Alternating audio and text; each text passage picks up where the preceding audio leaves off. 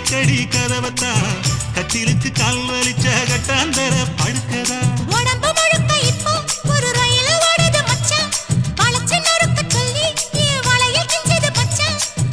அடடா அல்வா துண்டு இடுப்பு போங்கிடுப்பு